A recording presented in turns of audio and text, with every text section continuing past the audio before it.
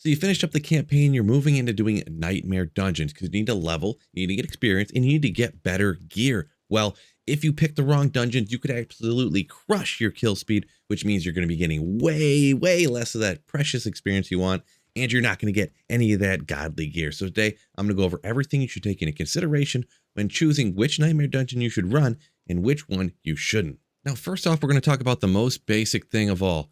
Which one of these tiers do you want to run? See, this is a tier 39. It's right under where it says what dungeon it is. It's an ancestral nightmare one, and then it says tier 39. So that's what level the dungeon is essentially.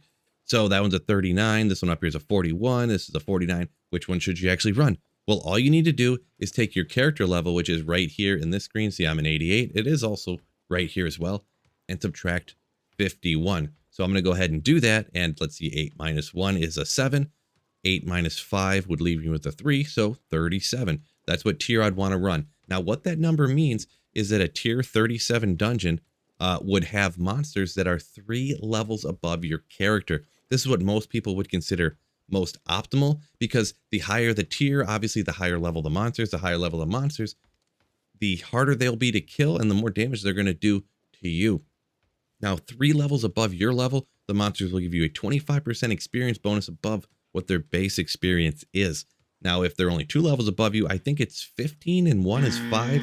I believe those 2 numbers, but I know for sure the 3 levels above you is 25. But if you go 4 levels above you for the monster level, 5 levels above you for the monster level, 6 levels above you for the monster level, then you're only getting the 25% boost to experience. But each level you go higher with the monsters, you do get a higher base level of experience. I hope that makes sense to you, but the tier of the dungeon does not equal the level of the monster, okay? Now, there's multiple ways you can look at this, and I'm not trying to confuse you, but another way is that if you add 54 to the tier of the dungeon, that will be what level the monsters will be in that tier of dungeon.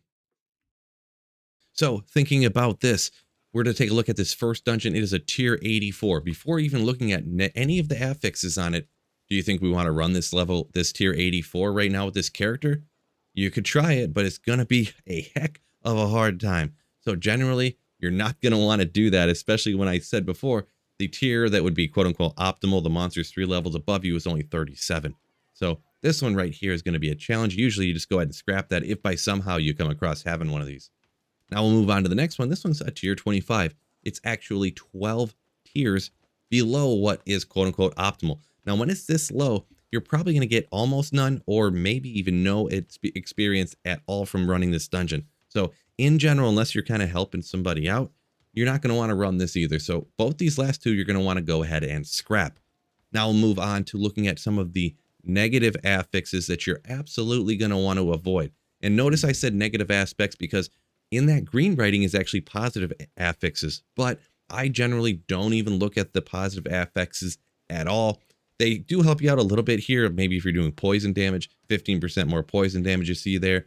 This one, quick killer, 2% attack and movement speed, stacking up to 20% when you kill a monster. They do help you out a little bit, but it's really, in my opinion, not even worth looking at. Really, the negative affixes are the ones you're going to want to pay more attention to. First one right here is one that I would never, ever run, and I recommend the same to you.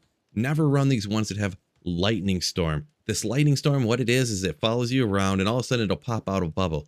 You have like 3 seconds or something like that to get inside the bubble before a lightning strike comes down and hits you. And when you're low level, it could almost one-shot you or even could one-shot you. At this particular level on my character, it probably takes maybe a third of my health, but that third could be crucial if you only have a third life left, am I right? So I avoid this at all costs because it's so incredibly annoying.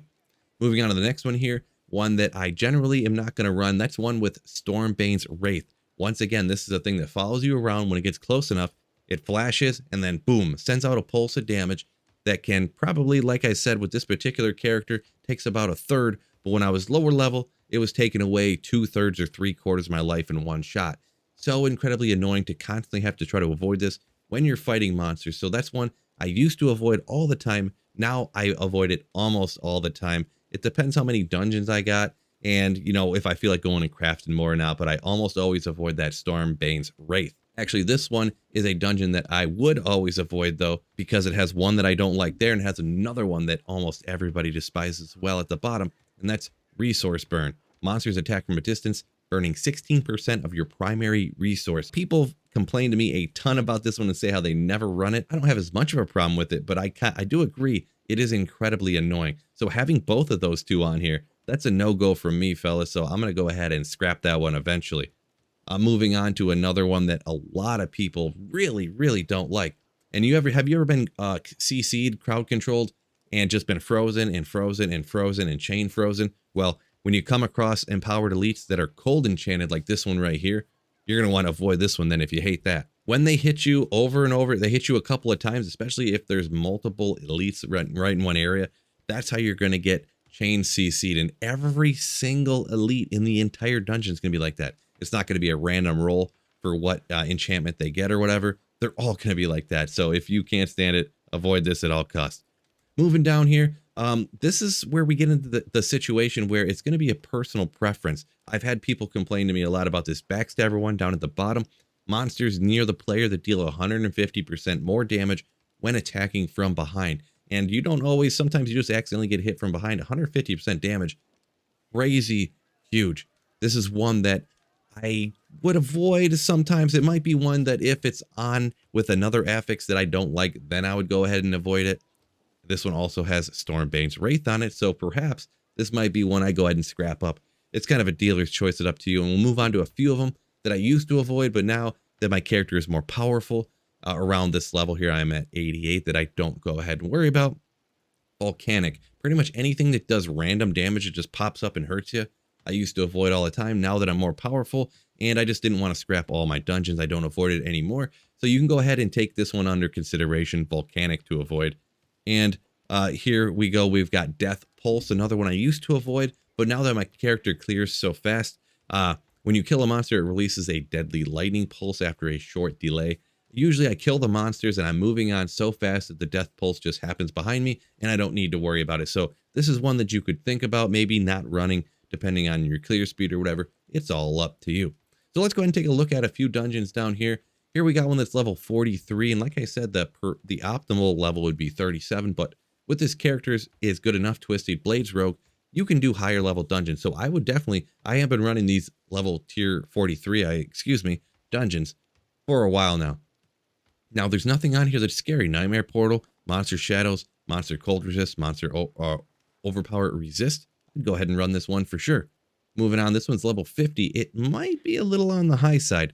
This one, I might run it kind of for the funsies and see how it goes. I'm pretty sure I'll be perfectly fine in a tier 50 with this particular character right here. Your mileage is going to vary depending on how much damage and survivability you got, but looking at just the negative affixes, Empowered Elites, the Shock Lance, not worried about that. Monster Fire Damage, Monster Regen, Armor Breaker.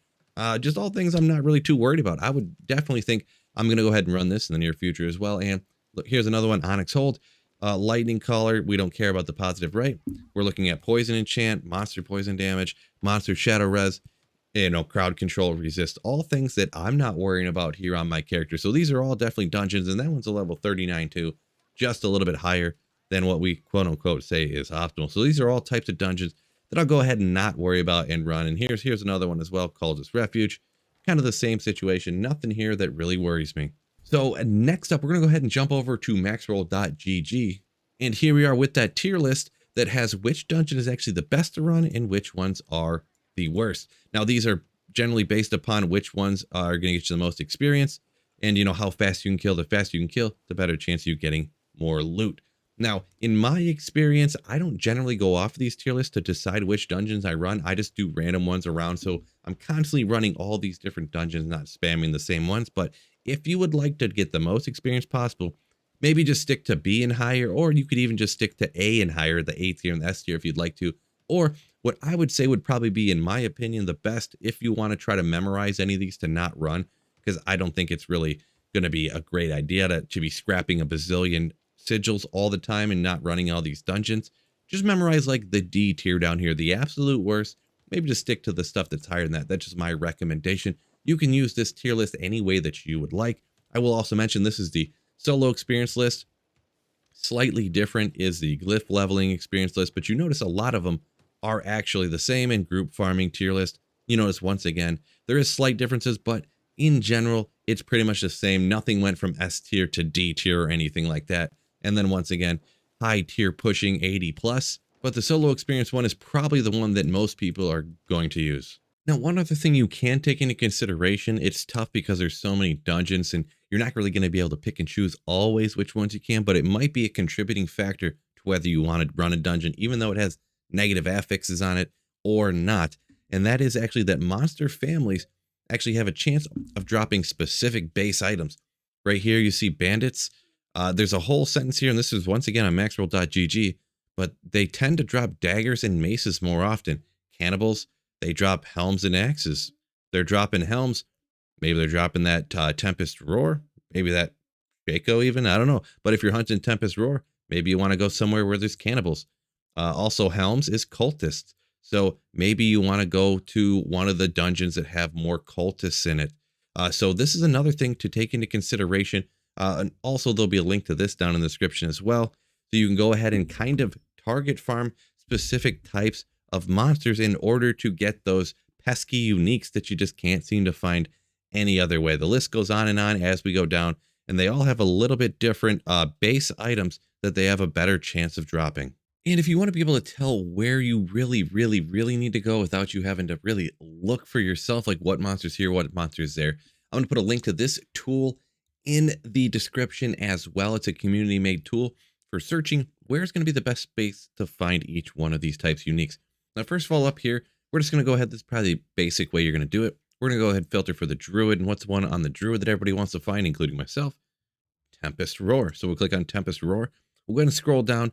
It says a few things right here, but right up at the top, you see highlighted are Tempest Roars, Cultist, and Cannibals. And then you look under Dungeons, and it actually has which dungeons have these particular bases more likely to drop, which means it would be more likely to find these items. So if you're looking at Cultists right here, Cultist Refuge, Conclave, and the Serpent's Lair. Also, Cannibals can drop, and it's got those in Earthen Wound and Golra Slums. So Cultist Refuge, I know just hearing from other people, is like everyone's go-to to try to find the Tempest Roar, but you can always go ahead and look for all different types of items. Maybe you want the Waxing Gibbon. You can go ahead. Champion's Demise is going to be the best place. The Goatmen is where you're going to have better chances of finding these axes. And also, you can see here, actually, Cannibals is another good one. So if you want both the Waxing Gibbon and the Tempest Roar, apparently Earthen Wound and the Golra Slums are going to be a great option for that. Now, these are just two examples.